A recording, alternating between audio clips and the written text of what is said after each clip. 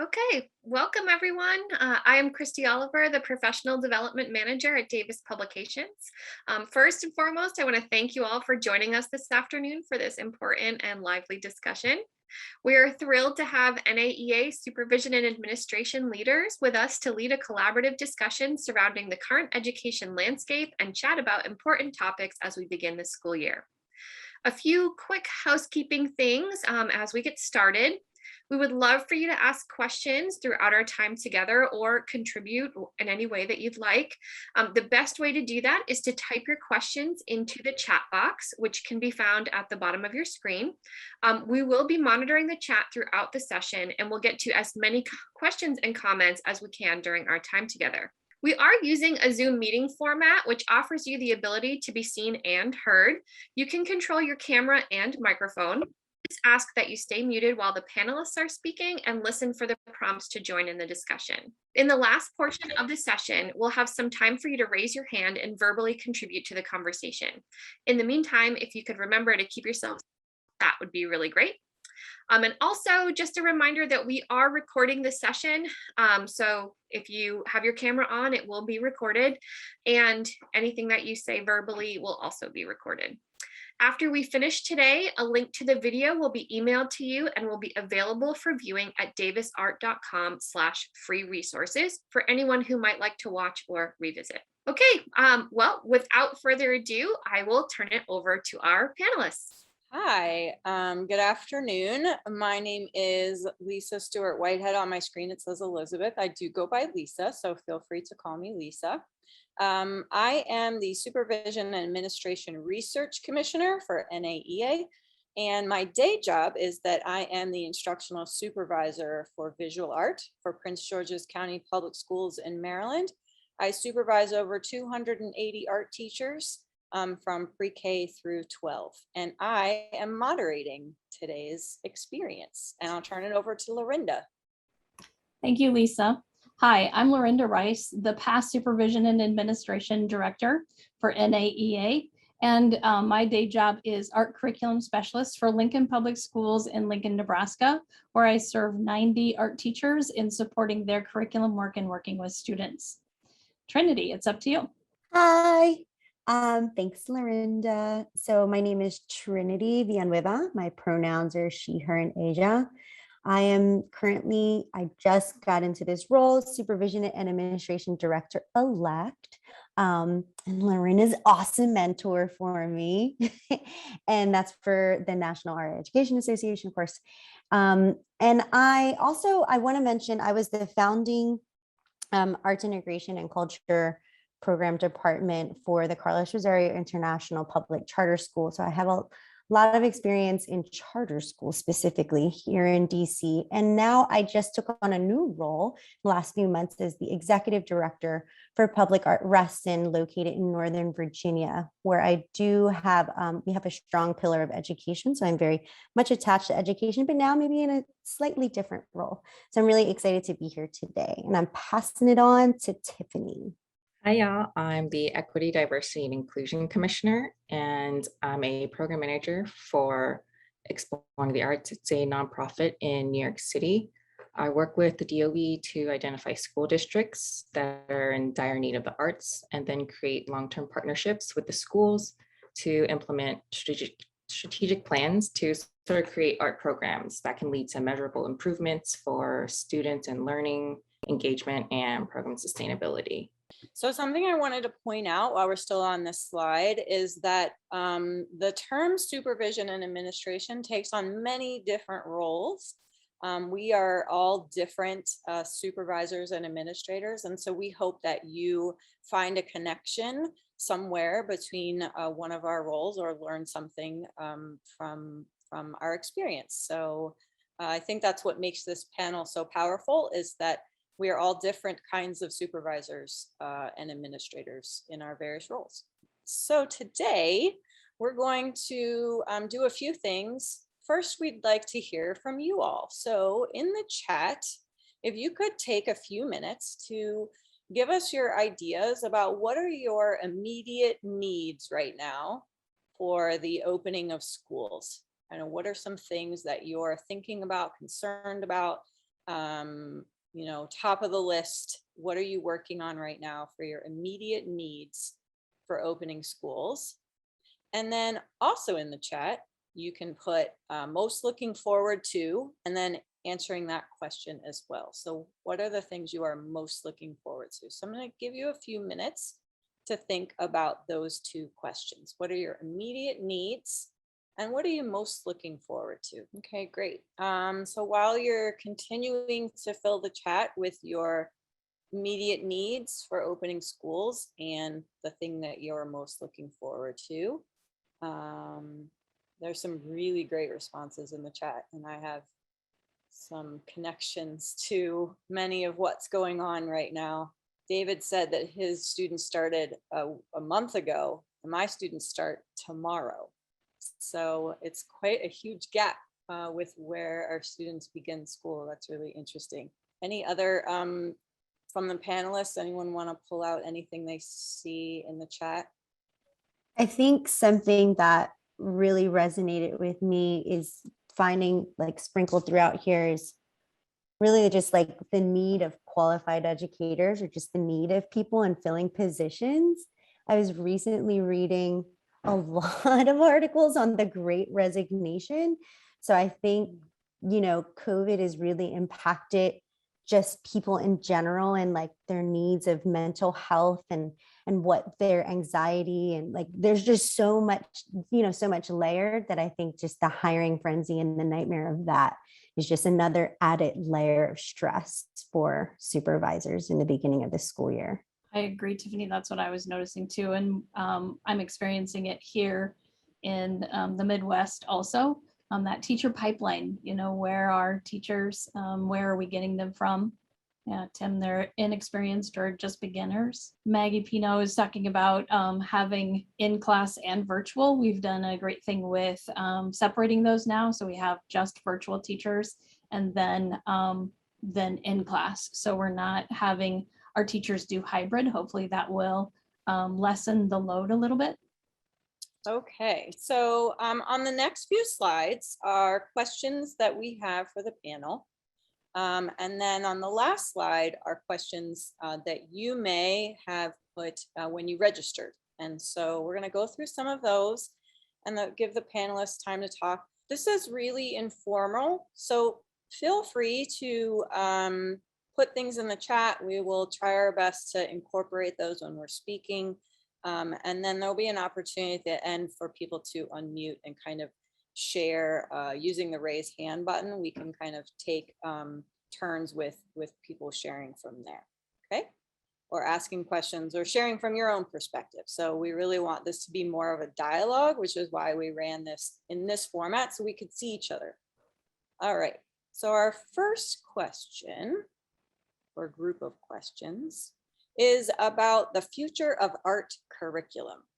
So from each of your perspectives as a supervisor or administrator, what does the future of art curriculum look like? And what are some things that it may include? I'll go first. For our curriculum in Lincoln, Nebraska, what we're looking at is more of a flipped classroom type of learning environment where our students are using different videos to be able to process and think about techniques and ideas. We are also putting more of an emphasis on process and having kids show us where their ideas come from by using big ideas and themes. And that's really starting to create a synergy in the room where students are working individually and collaboratively to share ideas, to expand the notion of what could the possibilities be. So we're really excited about what students will produce as we move forward and how that work will allow multiple entry points for students to come into art and use their personal experiences as a beginning ground for what they're going to make and connecting to those big ideas in different ways. So those are just a few of the things that we're doing, and it's pretty exciting to see the kids get excited about their art making and to have that ownership. Great. I can jump in if you want. Go ahead, Trinity. Thanks. There's a lot I can say here, and I think there's a question that comes a little bit later in the pipeline that might speak to some of this more in depth. But I would say the use of technology I mean, we talk about the pandemic and how it's, like really critical in pivoting and changing. But I think now people are realizing in the arts classrooms that this is so helpful. I mean, even just things of like being able to talk to an artist across the country, and that's just so much more accessible. It kind of always was, but now because people are more used to using technology in like a Zoom or a team setting, I think that's just more palatable. I also kind of a little bit riffing off of Lorinda, and I don't know if Linda, if you work mainly with like K12, but I was working a lot more with younger adults and teens. And I think a lot of these things are now thinking more of art, not in the supplementary sense, but like how you can get a job in the workforce as well. And really kind of starting to see those connections with our learners. And not just like, this is just something great. And you can take these art classes or, even like AP. It's more of now, how can you connect this into and leveraging this into a future, as well as mixing it with even a term that we might all be familiar with, like an entrepreneur. So just turning that more into something of all of these skills that we've always known that artists contain and what we strive to bring our learners, but also pivoting that in a way that's going to be more lucrative for them in the long run. Trinity, you like read my mind. I was about to talk about inclusion of technology to invite diverse perspectives. Here in New York City, our city has nearly 1 million students, and more than 80% of them are students of color.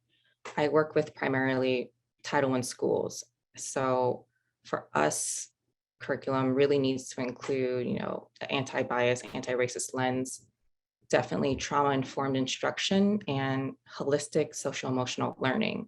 And to have that SEL sort of integrated throughout the school's academic curricula and the culture. And I also primarily, right now in my role, I work with high schools. So something we also do is the art programs that we build, we also think about art internships that we can pair with those types of programs. So if we're building a music production program within a school, then we look for either a local music organization, because sometimes for our schools, the students don't really want to go outside of their community, whether it's for family reasons or financial reasons.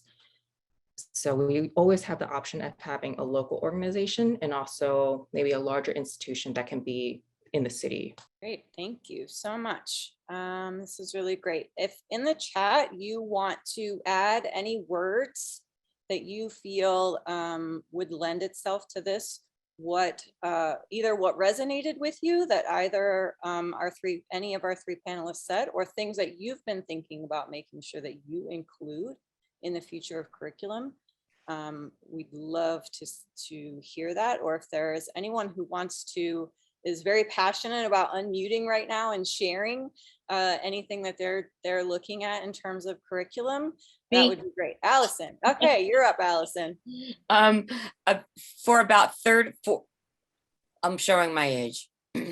About 30 years ago, I'm from a high school whose curriculum was both academic and vocational. The vocational students were graphic design. They just worked in ad agencies and they emerged to have their own companies. And they were so embraced with the social dynamics that were happening in the world, New York City. I'm from Kearny, which is really a bridge away or a tunnel away from New York City. My teachers at that time were from ad agencies, and the link between being an academic or professional at an ad agency or in film, I worked in film, was just an invisible link. And my experience in public education in New Jersey didn't quite comprehend that. They didn't have that experience. They didn't have that framework. That students were art students, and they just emerged and evolved into all these professional, amazing opportunities. And I worked for major film directors. And I'm saying too much. And in New Jersey, when you work in the public school in New Jersey, that's just not accepted. And I think administrators today really have to get a foothold of what students can do without being bullied or without having some kind of negativity of really being who they can possibly be. I'm sorry, I'm not saying, I'm not articulating this very carefully, but it's very, very true. I've been in many schools, and the art programs, you're a second-class citizen.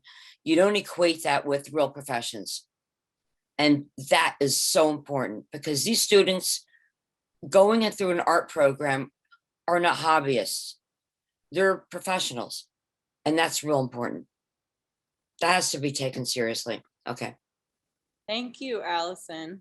That was wonderful. And as supervisors, that is one thing that we can do, right? Is to help make that connection, to make sure that our other administrators in the school systems understand the importance, right? And to make those connections for our students. So thank you. Anjali, I see, wrote a few things in the chat. Did you want to share, Anjali?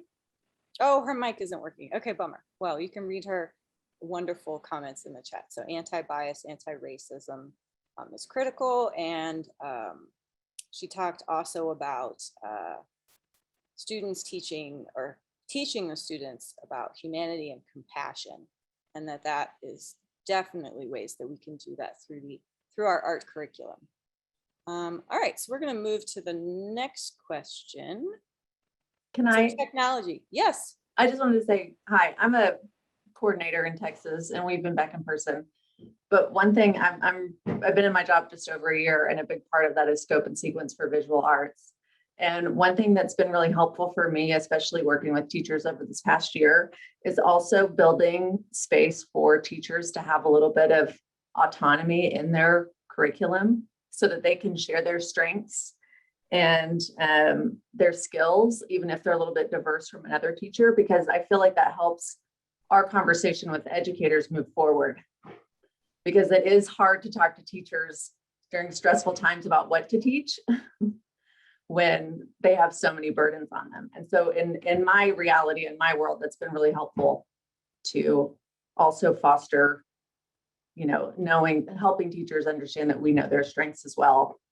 And then that can create a strong program. So. Great, thank you so much for sharing. That's wonderful. All right, so next is we are going to talk about technology. So, and this one, is different for each of the three panelists. So in what ways can we support teachers in their use of technology? I don't know if every student in the country went to one-to-one, but that was a really push for my school system to have each student have each have their own device that they take home every day. But I've been asking a lot of this question. So how can we use technology strategically, right? Like, we don't want to just have a student sit in front of a device all day long and learning art, right? So in what ways will we incorporate technology in the future of art education? So back to our panelists. I can talk a little bit from my perspective on this, specifically speaking to when I was an administrator in education just this year. Something that I realized is the gap of generations that not everybody's always talking about.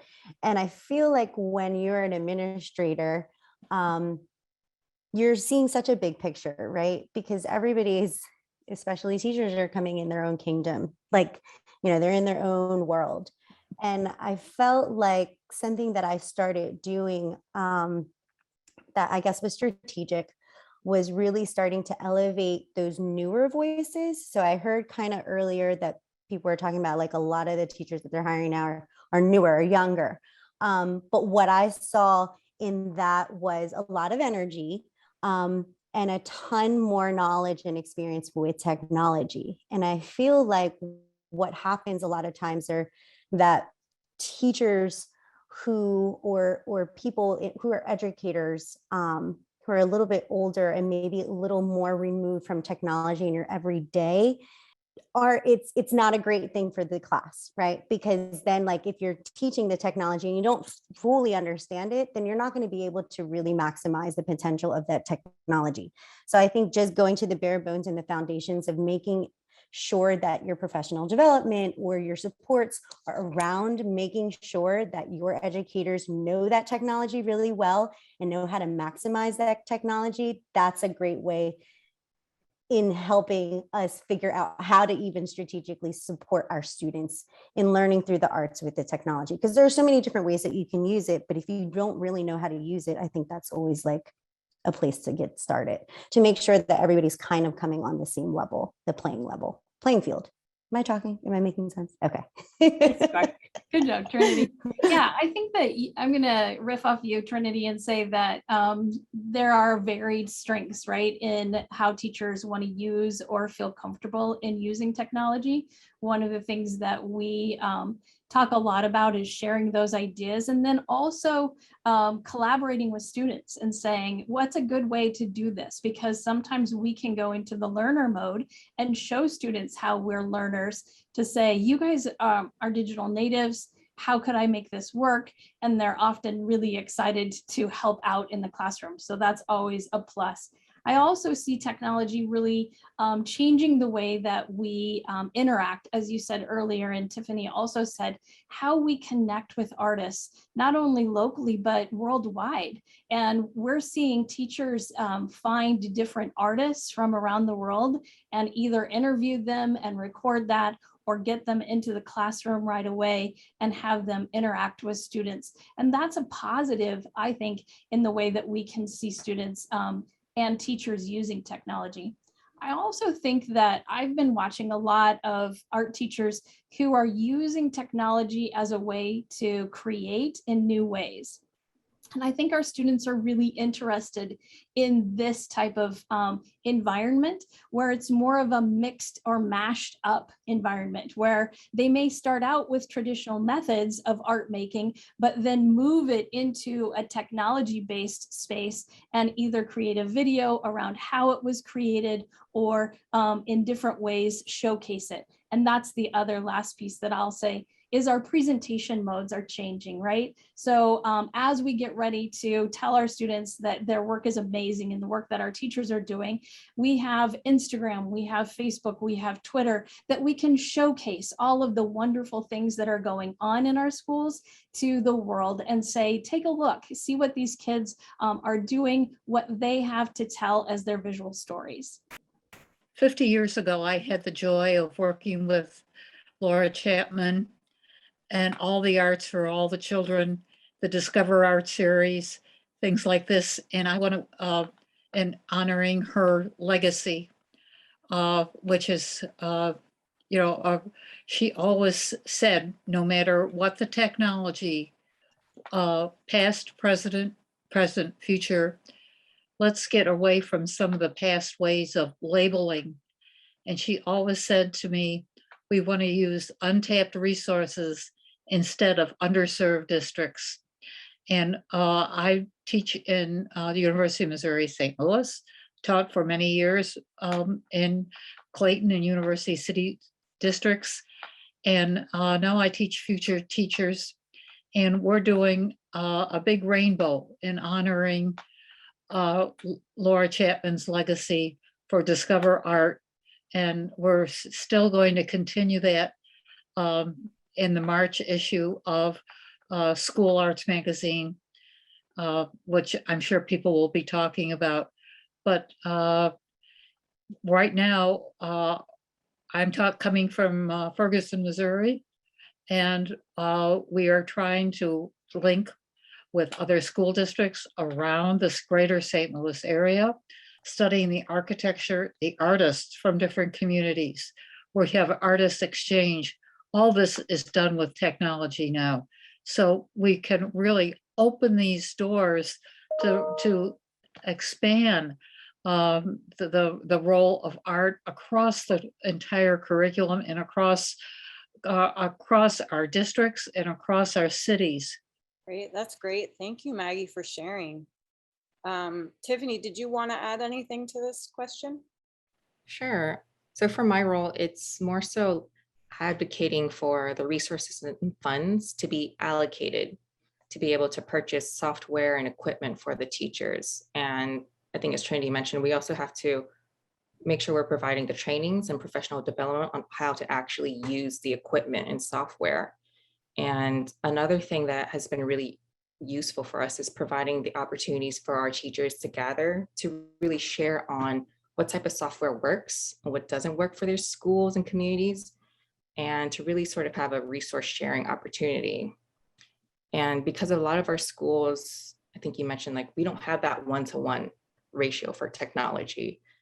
It's insanely unequitable here in New York City. So for us, we try to expand the tech-based art to bring a lot of our schools that aren't equipped to, 21st century. And sometimes this means purchasing iPads or tablets for the students to use. And we also have to purchase a lot of sort of subscription-based services, even though it's not the most sustainable thing, because I think someone mentioned industry standard. So we do want to make sure that our students are using, the Adobe Creative Suite or Soundtrap for our music programs, Musician, or even digital theater for our performing arts programs. Great, yeah, thank you. And to that same comment that you saw in the chat about industry standards, something that I'm trying to kind of dream big in my school system is related to Adobe. I'm going to try and pilot it in one high school to see how this goes, but it is my belief, I don't know if all of you will believe the same thing, but it's my belief that our students in high school should come in with Adobe licenses as ninth graders. Every student, no matter whether they take art or not. And then be able to get a certification when they exit high school. So one thing that I'm trying to use some of our ESSER funds to do, our federal government funds, is to pilot it in one school for some students, and then figure out how to expand it from there. So I think now is the time for us to kind of dream big in some of those situations. And how can we tap into the monies that are being allocated to do so? Would anyone else like to unmute and share anything that they're doing or experiencing around technology right now? I was just going to say that we just got licenses for all of our high school students to have the Adobe Creative Cloud, the Photoshop and Illustrator. And if anybody, so our technology department wants to do like an art contest. And so if anybody has wonderful lesson plans or ways to use it effectively for high school students, if they could put that in the chat, that'd be great. That's great, Laura. So that's every high school student in the whole school system, or in a school? In the whole school system. That's wonderful. Yeah. Great. All right, so let's move to our next question. Hey, Lisa, if I just may interject just a little bit on the Adobe front. We are a K12 Adobe district. We partnered with CTE to use some of their federal funds to make this happen, which is we're in the, well, just over 3 years into this process. So literally every student, 180,000 students we have, K12 have their Adobe account, and it follows them all the way through. And so they'll be able to build their portfolios and their work. But with that comes great training for our teachers, and that's been a huge benefit for helping our teachers in English language arts and social studies and other areas to use some of the Adobe products for some of their presentations and work, which has then supported what we're doing in the visual arts and CTE areas. We also have been using a lot of technology for the critique portions of our art classes. We obviously learned that last year with COVID and not being in the classrooms, how a lot of that technology can support can move along some of those critique processes with our students. And we've really embraced that with our local platforms and developing some of the chat boards and blog type opportunities for our students to integrate technology in that way. That's great. Thank you, David. And I might reach out to you about how that went so I can show some data as I try and do the same thing in my school system. So thank you. All right, so our next question is around policy. So if we could go to the next slide, great. So, and in your roles, because I kind of want to see your responses in the chat as well. What are some new policies that are being implemented as a result of being in this pandemic? And how are they affecting your work? And then how can we support teachers, administrators, and community partners in navigating those policies and potential restrictions? So first, what are the policies? And then how can we support teachers, administrators, and community partners with navigating those policies? So anyone on the panel want to begin with that one? I can go because I would love to hear anyone's suggestions. So for New York City, we've been having a lot of vaccine mandate policies and the mask requirements, of course, but the vaccine mandate has been the one that's really shaken up all of our programming for the year. We can't plan field trips to museums or art organizations, and all of these sort of cultural institutions, they require the vaccine, and for every single student above the age of 12. So even if one student's not vaccinated, they can't either, they have to be left out or the whole group just cancels. And this is also, a lot of the cultural institutions have also mandated that their staff be vaccinated as well. And now staff are required to submit proof of vaccination, and we're not even clear about what the exemptions are, whether it's religious or medical. And right now, we don't even have buses available for this type of programming anymore. And there's no guidance for any of our cultural organizations, what type of conditions are available, whether it's social distancing, and if they're encouraging these organizations to mix schools in the spaces, which is sort of financially impossible for a lot of these organizations' field trips. And where there's spaces where the vaccination is required, there's no insight on what to do for the classes for the mixed groups or who's even responsible for checking. So a lot of this is currently up in the air, and also all of our school employees, from school safety to teachers and so on, also all have to be vaccinated by the end of September. Right now, what's been the most helpful for us is for our Arts Education Roundtable here. We've been holding community spaces for conversations. So a lot of different employees from different organizations and cultural spots will come to sort of give like best practices and potential and contingency plans for, when or if schools shut down. And that's sort of all we have right now. In the state of Nebraska right now, we are in school for most of our students, and our district is requiring masks. We are still funded for busing to go to museums, but one of the things that we have to abide by is the institution that we're going to go visit, what their requirements are.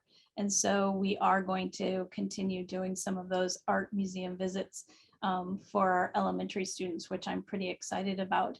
One of the things that I thought about for policies was the idea of ESSER funds, as Lisa spoke to earlier, and how are we thinking about those funds as we look at learning acceleration and what that will mean in the individual schools. So one of the possibilities could be that a student comes back after being a year in remote and is at a level that is not adequate for the district, and so they might start pulling students from our classrooms. So one of the concerns I have is how are we balancing that social emotional piece and letting students have their art time so that they can express themselves, make bigger connections to what they're learning in their art in their classroom, in the art room, and expand upon that.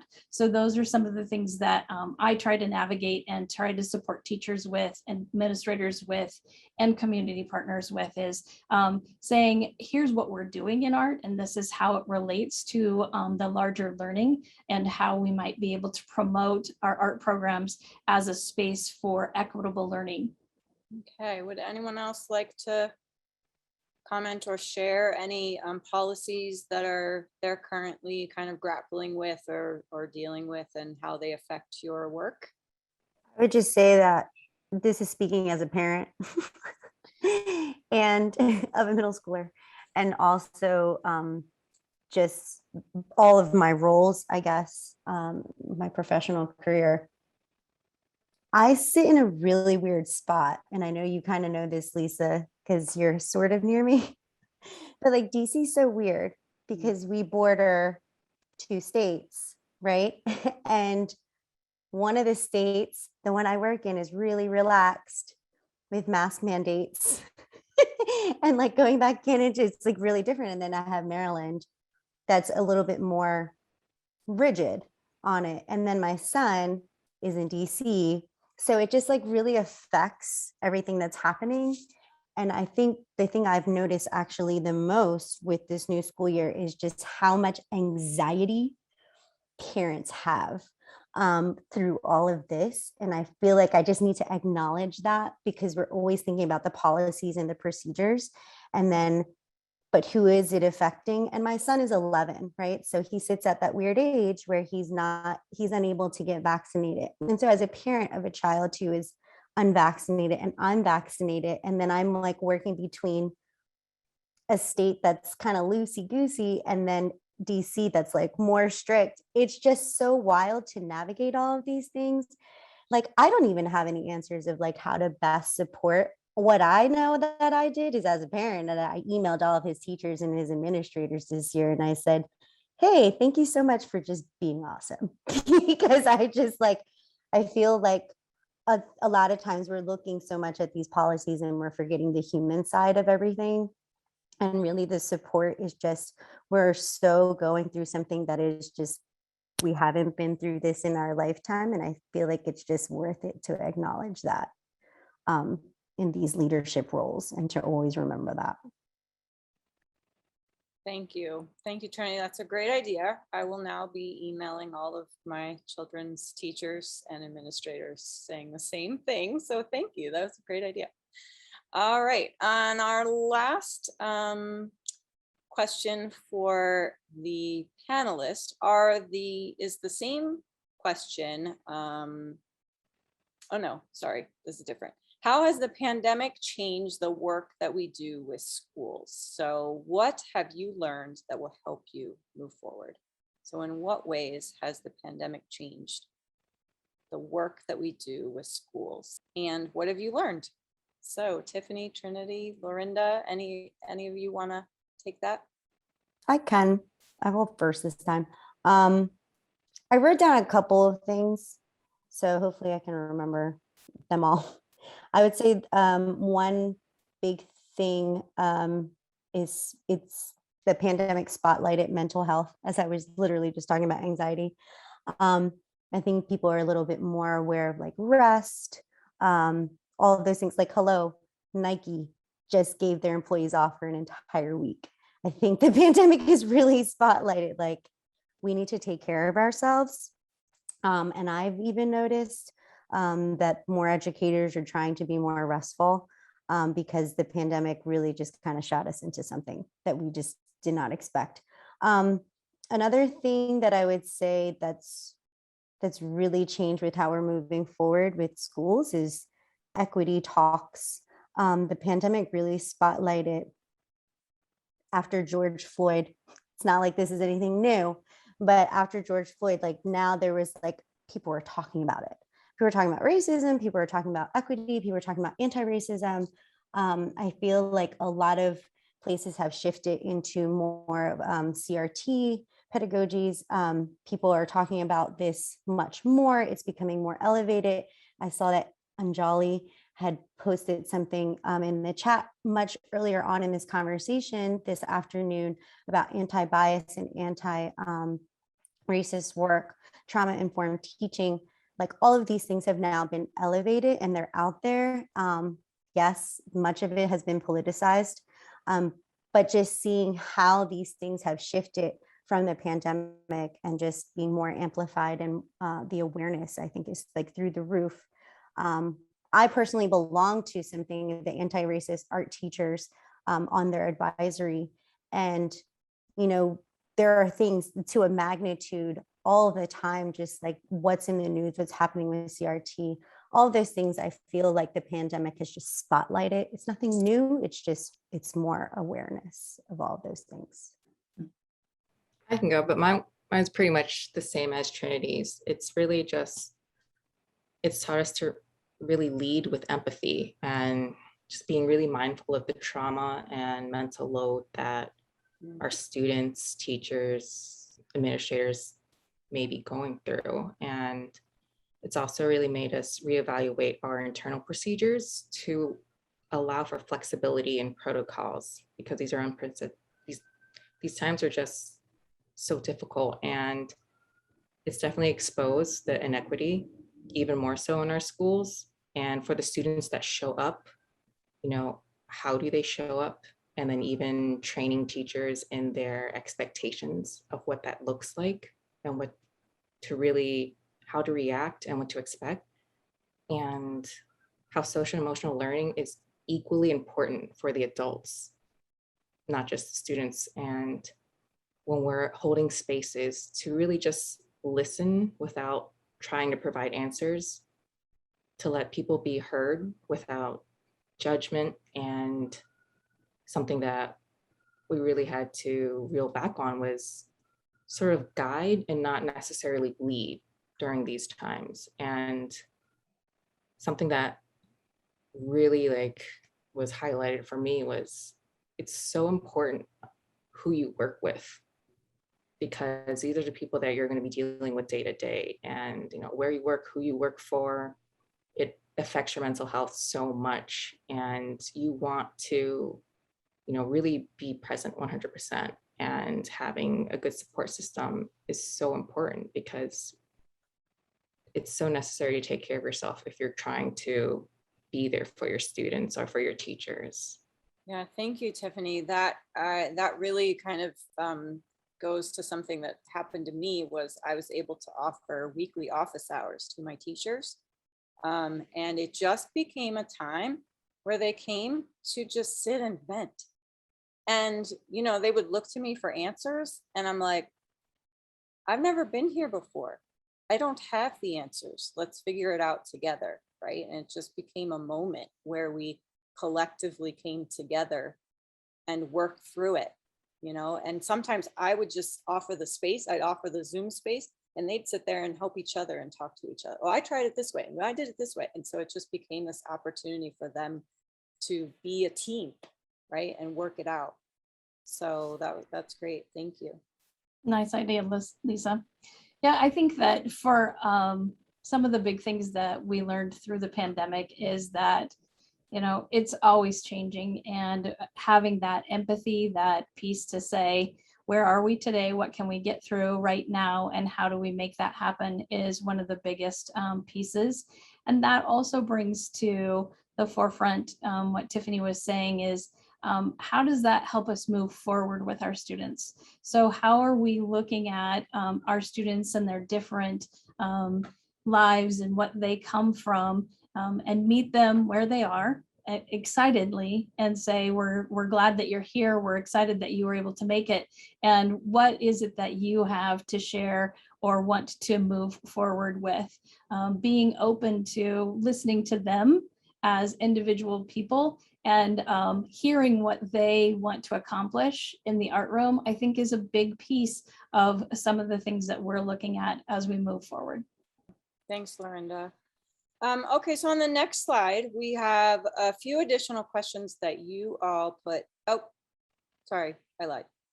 We're gonna skip this one. Let's go, because our group kind of answered this in the chat. So if our panelists want to put their answer in the chat, that's fine. But seeing the time, I want to give an opportunity for anyone to unmute, ask any questions of the panelists or anyone else on this group. You know, we don't have all of the answers. So these are some of the questions that you put when you filled out the survey, when you registered. Are any of these questions, you know, hot topics that you would like anyone to comment on, or do you have any other questions that you'd like to hear the panelists or anyone else in this group comment on? We have about 5 minutes to just open it to the floor. You can use the raise hand feature, or you can, let's try that. Let's use the raise hand feature so we don't all talk over each other. And if you want to find that, it's under reactions. There's a button at the bottom called reactions. Click on that, and then it's right there, it says raise hand. So Allison put in the chat, how are art educators in jeopardy? I know Tiffany, I think, kind of talked a little bit about that, right, through her role that she does in New York. So how can we address that? Budget cuts is one answer.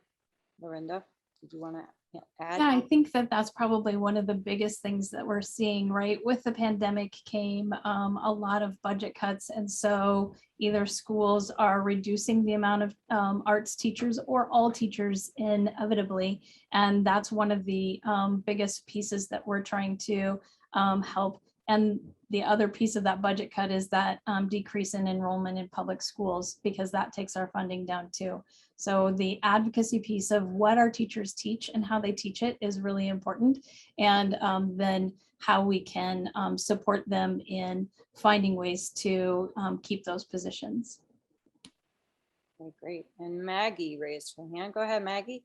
We're really, I have for a long time advocated, especially in elementary, middle school. It's higher, it's more difficult to do in high school, but arts integration, this definitely everybody said, oh, but when you have arts integration, it's watering down I'm sure you've all heard this from your art teachers across the curriculum, and you know, they but if you have flexibility with balance, and there's a strong collaborative feeling where you respect the arts as well as the other content areas, you can actually strengthen, and people will actually use problem solving, you know, critical thinking, all those things that we always use in our day-to-day lives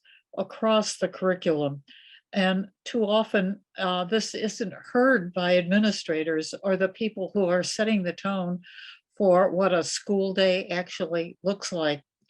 I know many districts in our area are going back to blocks. You've heard of it, comes and goes, block scheduling. And they're trying to keep students from passing instead of passing every hour, which is a real safety factor. They're actually only going out in the halls maybe twice, 2 or 3 times a day instead of every hour on the hour. So they're looking at how COVID has really affected a school day. Anybody heard about that? Going back to block scheduling? It's very interesting. I don't know if anyone has that. That's happening. Somebody said in Houston. Kylie said it was happening in Houston. So yeah, kind of everything comes full circle, right? And we keep trying things until we figure out whether that works or not. All right, Anjali and then Tim. Hey everyone. So I'm kind of thinking about all of these things at once here, and from my perspective, and I probably all of our perspectives in this room and everyone in our field, our content, what we do, I think, is more important than it's ever been before. We know that what we can do for students is what they need, especially with the trauma of this pandemic. It's what they needed before, but I feel like the pandemic is an opportunity for us to really reframe what art education is on a national and global level, and really show and prove and step up with that evidence of all of the things that we already know we're doing. And so my question is, what are some things, can we put our heads together and think about what are some things we can do on a large scale, resources we can create, documents we can create, videos we can create, things we can do to push that, to make that seen? Because I know on my local level, I can do so much. I can, support my teachers, I can be vocal, I can, do those things. But I feel like if we can figure out how to come together and really push and make this big campaign of, art is life, art is healing, art is consciousness, it's all these things. It's a critical part of well-being, mental health, learning to communicate, all these things that our students need. It's the core of what every school is trying to push for with their social emotional learning curriculums and trying to do. And so how do we force everyone to see that we're the answer to all these initiatives that are coming? That's a really great question, and kind of a call to action, right? So Anjali, how would you start a project like that? I think we would definitely need to create a space for us to collaborate about things we might already have or might already be doing, and figure out how we could then scale that up. Yep. And then where, which kinds of publications, whether it's Davis or NAEA or other sources that we can have these things come from. Yeah, I think that's a great idea. And I think you probably have a bunch of people on this call and throughout NAEA and, various organizations who'd be willing to work on that. So it starts with one person, right? Finding one other person to kind of work together to create something like that. I think that's a great idea. And, we can talk about how to make that happen as the next step, because that's what this is for, right? This is supervisors coming together to help each other, and administrators, and figuring out how we can work on a project like that to help out. Tim, and then we need to close it up. I was really just going to comment about Maggie's comment about arts integration just a second, because I think now, especially if arts integration is done correctly, and I think that this has been the problem with arts integration, is that there's no clearly defined what does it look like. Part of that has to do with, for lack of a better term, regular classroom teachers thinking it should look this way, and artists looking it should look this way. But what we've found, we have 3 arts integration schools, and what we're finding is that those schools right now are pretty healthy because it kind of mixes the arts, the SEL, and the learning for an enhanced engagement model and keeps kids connected. And so it makes for a very healthy environment. So I think if arts integration is not doing well, it may be because of how whoever is doing it, and that it may just need to be retooled in order to meet the needs. That's good, Tim. There's also new policy from NAEA on arts integration, an updated version of that. So that might be a place to start looking as you go into the policies. You can find some different things. And then there's a lot of really wonderful authors that are writing on arts integration right now. And I would highly encourage you to look those up. I know that Kutztown University has got a lot of arts integration training in their program. Julia Marshall out of California is also doing a lot of work. And even Graham Sullivan was talking about this work before he retired. So there's some really wonderful people and Davis has some different pieces that they have available that can support that idea also. A lot of our content has come from the Kennedy Center. We've worked closely with the Kennedy Center and Turnaround Schools. Even though we're not an official turnaround school district, we've utilized a lot of the training and a lot of that work. And then we've done a lot of research as well. But I have a passion for arts integration because I can see what it does for kids and what it does for the arts if it's done correctly. We're using Sean Lane Mhm. from the Kennedy Center in Ferguson schools, many school districts around it. That, you know, they said, we want something that speaks to all kids through the arts. And you know, Sean Lane does this so well, and he's done it for many different, all the arts. Okay, well, thank you so much. This has been wonderful.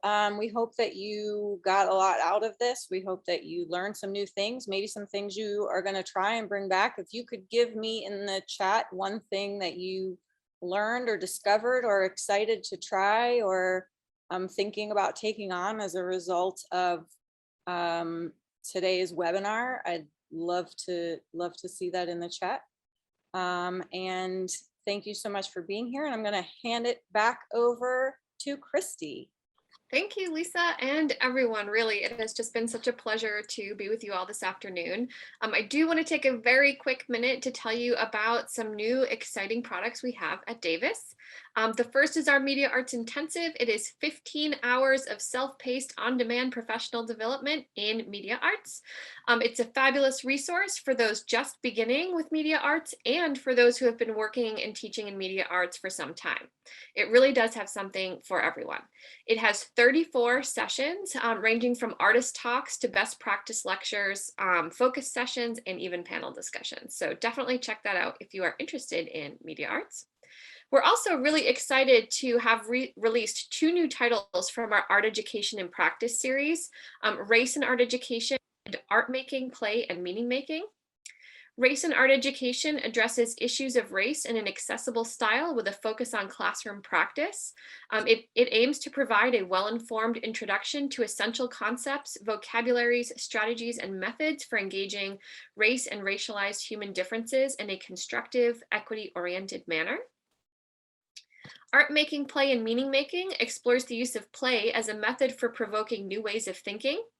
In this title, the author invites us to consider play as a productive agent of works to invoke diverse thought and challenges students to move beyond traditional art making. And coming very, very soon is our latest School Arts collection, which is a curated collection of school arts articles that incorporate contemporary art. The book is organized by themes, so it will be super easy to incorporate into your curriculum. They include identity, collaboration, social issues, and non-traditional processes.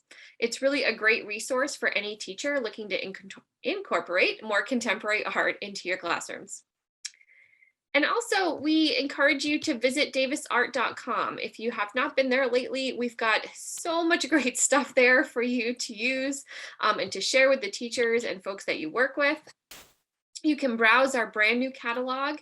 You can request a free monthly planner and check out the awesome resources. You can find free professional development sessions, or you can read School Arts Magazine online.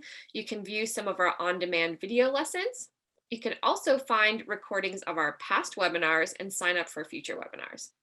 We've also added an equity, diversity, and inclusion support page, so you can always sign up for a 90-day free trial of Davis Digital. So there's just a lot there, but please follow us on social media for the most up-to-date resources that Davis can provide. We really love to make really high quality materials that are helpful for you. That is our goal.